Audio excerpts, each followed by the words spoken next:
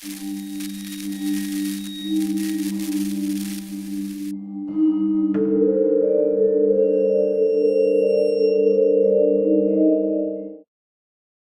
everybody, Doug here, spookyvillages.com. Today we've got one of my favorite pieces I'm excited to talk about. Before getting into that real fast, I just wanted to give a big thank you and a plug to ShadowBat69 on YouTube. He's also on the Halloween forum, and he does Spooky Town reviews, and they're informative, they're fun to watch, and they're just cool videos. So I will link to him in the description of this video if you want to check out some of his videos. They're really good. This is one of my favorite pieces. I am big on haunted farms and, corn mazes and that sort of thing. Growing up here in the Midwest, again, a little bit west of St. Louis here, these are everywhere in Halloween. It's a part of Halloween. You go to the pumpkin patch, do the corn maze, you see the barn. Even when it's not Halloween, the landscape is littered with scary barns. The haunted houses around here, like the not real ones, the actual, the haunted attraction ones. Most of them also feature a barn walkthrough, with somebody coming at you with pitchforks, or the crazy hog farmer or something like that. And it's just a big part of Midwest culture and Halloween culture. And so this piece, it came out in 2005. It was retired in 2013. I was lucky enough to score one of these from my friend Kat Boss. If you frequent any of the Spooky Town Facebook discussion groups, you've probably seen her on there. She's got a massive collection of things and a lot of knowledge. And she sold me this one last year. And man, I love this piece. It's not animated, but it does about everything else I would want. The piece is lit with black lights that give it that spooky haze when the lights are off. The hayloft in the inside has an orange light, so it's a purple and orange. The lighting works together. Obviously, it's Halloween colors. The detail on the piece is immaculate. I think this is the best haunted, spooky barn that any company makes. This is the king right here, at least in my opinion. I know Department 56 does make a retired one that's really good. This one I think is a little bit scarier. The Department 56 one is more your traditional, I guess, barn, at least in my opinion. Both are really good. You couldn't go wrong with either, but this is my preference. Again, the detail on here. You've got the hayloft full of pumpkins with 2 swinging bats.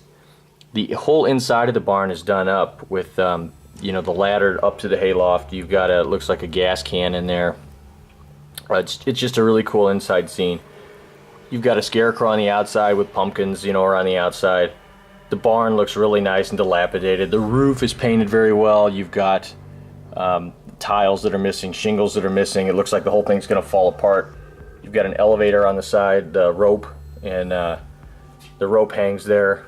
And then it's got the windmill. Part of the spokes on it are ripped off or dilapidated. It just goes to the whole dilapidated barn feel, and it's really nailed. Again, this to me, if you're gonna have a pumpkin patch scene, any kind of farm, any kind of rural thing, I mean, this needs to be in your village.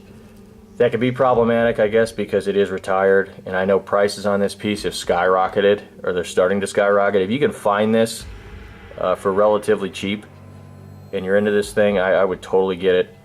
You might notice this little farmer figure up front. He's actually a new figure. He was new in 2015. He's still sold. His name is Freaky Farmer. I wanted to show him off here because this is an awesome little figurine, and I think it enhances this whole scene.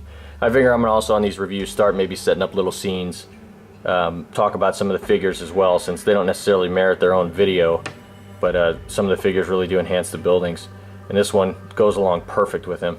You might notice on the piece in this video that there's some, looks like wear issues. The piece has been displayed before, and again, it's this one here. It came with a 2005 book, so I believe this was the first year that this came out, is when the collector I got this from got it. So it has a little age on it, but it still looks fantastic. And really, that's sort of the missing some paint and some other things kind of helps go along with the whole dilapidated barn feel. So yeah, again, I can't say enough about this piece. It's tough to rate it because when I set out to do this, I figure I'm going to reserve the 10 for the really special pieces, with animation and everything. But I think I'm going to already go back on my rule that to me, to be ranked a 10, and eventually here when I get enough of these, I'll do sort of a my own Hall of Fame. you know, between all the companies or the buildings that I think are must own. And in my opinion, this is a must own if you're into the farm scene. You know, if your farm scenes are haunted, you know, like spooky hayride, spooky corn maze, all that sort of thing. In that case, I would give it a 10. I mean, I think it's a 10.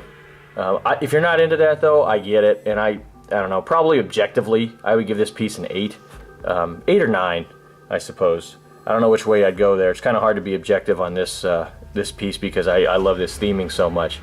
If it had animation, I think it'd be perfect. It would be nice if the windmill had moved.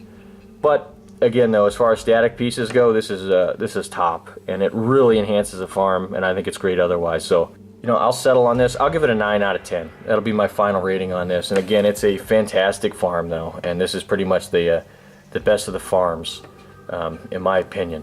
So there you go. We'll see you next time.